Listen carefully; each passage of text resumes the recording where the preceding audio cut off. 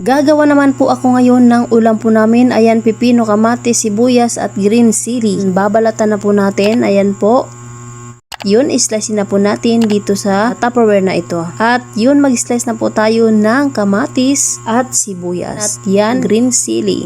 At pagkatapos, ilagay na po natin yung kamatis, sibuyas at green chili. Ayan. Maglalagay na tayo ng vinegar at dato puti soy sauce na toyo. At naglagay din ako ng konting mantika at ayan na po at i-mix na po natin. Ayan, ginawang adobo ang ulam na pipino na ito. At syempre magprito din po tayo ng isdang toyo. Ayan, prituhin po natin at slice na po natin.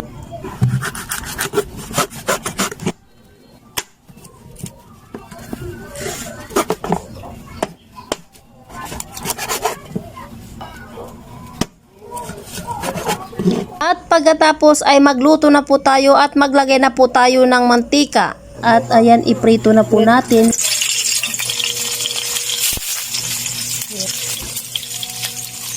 At syempre magtitimpla na naman tayo ngayon ng orange mango juice. At maglalagay din po tayo ng ice para malamig. Ayan. At titimplahin na po natin. Ayan na po yung ating orange mango juice. At syempre, luto na din po yung aming kanin. At ito naman po yung ulam po namin na adobong pipino. At ito naman po yung pritong isdang tuyo. At ayan po yung kakainin namin. Ayan, kain po tayo.